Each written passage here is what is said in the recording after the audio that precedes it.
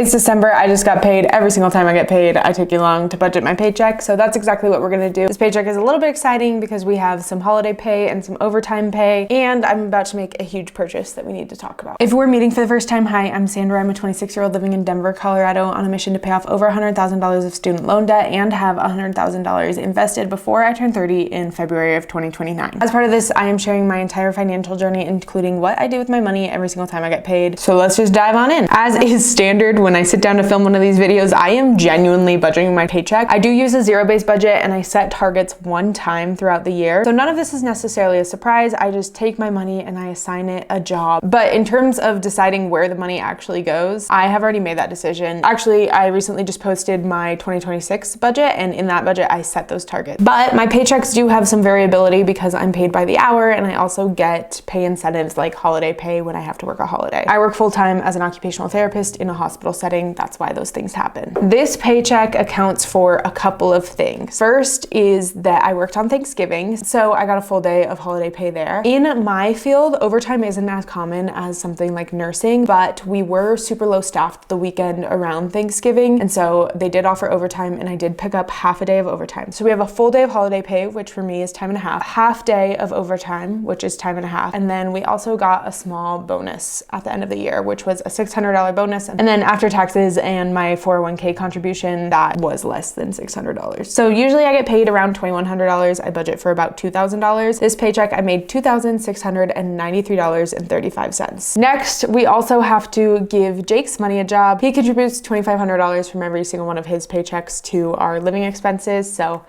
we will budget that too. This is our first paycheck in December, and you guys know what I do with all of my money the first time I get paid goes to my debt. So I have extra money this pay period. I am right now gonna make a decision about what I'm gonna do with that. So I'm gonna pay at least $1,070 to my debt because that's my minimum payment, but we need to talk about something. I think I have to make a whole video on this, whether it's a short or long form video, I don't know. My 2010 Pride and Joy Subaru Outback died. She's dead. It had 180,000 miles on it. We're not like, it didn't go early. I was really hoping that I could get at least another year, if not 2 years out of it. But ultimately the head gasket and radiator are gassed, they're done. And that repair was gonna be starting at $3,000. If they got in there and there was more work, it would be up to $8,000 to rebuild the engine. And ultimately I need a reliable, safe vehicle that I can get to work in, rain, snow, shine, whatever it is, because I have to be at work. I don't get to call out just because it snows a lot. It is also our reality that Jake's car is a high mileage vehicle. We had a period last year where both cars were down and out, needing semi-major repairs, and we just didn't want to be in that position again. So we had started saving towards a car in about July of last year when we kind of combined-ish our finances. We said, look, we're gonna need a car. Both of us are very anti-debt in a way, like we don't want to be people that finance cars often. So we said we can just start saving for a car now. However long this money goes, it either can go to a down payment or whatever on a new car. Maybe potentially if our cars last us 2 to 3 years, we'd be able to just pay for a car in cash. That was probably a bad idea because ultimately we jinxed the Subaru. It's actually kind of funny because in the week leading up to the Subaru, like kind of going bad, it got really cold, and last year when it got really cold, I had a major repair, and I was just like thinking to myself, oh, hopefully the Subaru is fine. Like maybe it'll need $1,000 in something, but like let's just get through this winter and then it'll for sure get through the summer and then we'll be good. Anyways, long story long, we wanted a reliable car. So looking at the used car market, we were looking, and you know, in a price range that I could pay cash, it would be using most of my emergency fund, but I could pay cash, 120,000 miles minimum. So we were just gonna be in the same position where A, we don't know the history of the car. We don't know what's actually gone on with it. So there's a risk to buying a new car, and if I had done that and paid cash in it, I wouldn't have had funds to then handle those repairs. It would have just sunk me. And then if we started looking at the low mileage used, the car market is just not good right now. It is not a competitive market for buyers for used cars. I would have had to finance a low mileage used vehicle anyways, and the cost difference of the car that I wanted used with less than 30,000 miles on it and new was insignificant, less than $6,000, which to say $6,000 is insignificant is not true. But when we're looking at financing a car and what that monthly payment would look like, as well as what my financial picture would look like by the time I'm able to aggressively pay off a car like that, $6,000 wasn't worth having, again, a used car where you don't know why someone's selling it at 30,000 miles. Was it a lease? Was it just beat up on? The value of having a new car fully warranted where we can drive it up to 200,000 miles and know the entire history of it, that's a better overall picture in our long-time financial goals. So I bought a car. I haven't officially bought it yet. We put money down to hold it. Luckily, it's December. It's the end of the year. I bought a 2025, so I was able to get a couple things thrown in. I am gonna have to put a little bit of money down, and then we will be financing and covering the monthly payment on that car. The long story on this is, and that I guess is the explanation there,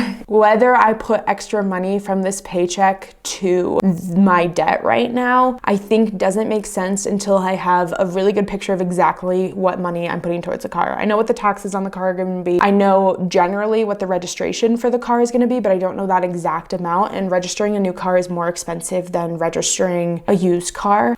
So that is an added cost and something we considered. And then I know what the insurance is going to be because we called our insurance company. We've shopped around a little bit. We have all of our cars bundled with our homeowner's insurance, and we can't shop around on our homeowner's insurance because no one will insure us because of wildfires. We are married to our insurance company for homeowner's insurance. They can charge us whatever they want. We'll pay it. Not true, okay? State Farm, don't do that. So we have our cars bundled with that. We still would have 2 cars bundled with our homeowners, which would just give a discount on the cars. But I have started shopping around for if I were to just insure this most expensive car with by itself versus as part of this bundle. So far the prices are maybe $20 difference, and I'd rather just have one bill to pay every month than have these 2 separate. So for $20, we're just gonna leave it with the rest of our stuff. But those are the added costs that we have considered so far. But there's always things that are gonna sneak up. So I think because I'm kind of in this limbo on we've put the money down for the car's coming in. So I think it might be good to just hang on to the extra cash in case I need to put it towards that expense. I also will be drawing down from my emergency fund to cover some of these. All that to say is there's still a lot to figure out. I'm talking about this in the unknown stages because I think it's helpful to see what the thought process on a purchase like this is. But yeah,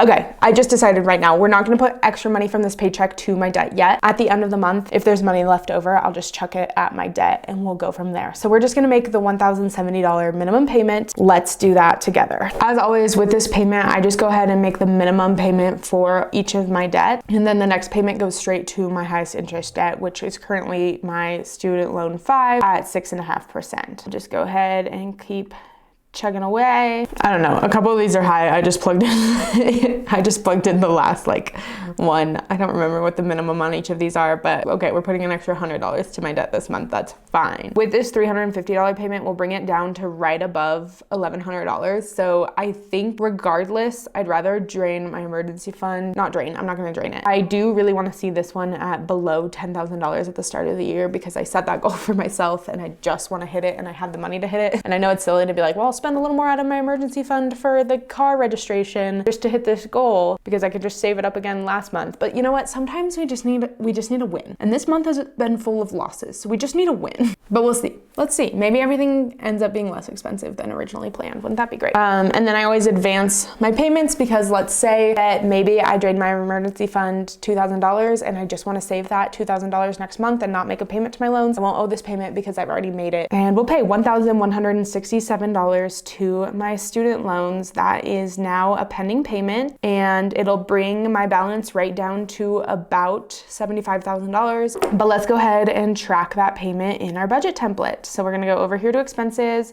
$1,176 to my debt. Okay, and then I've already tracked this. It's an automatic payment. I'm not sure if it's actually gone over yet. So let's log into my investment account.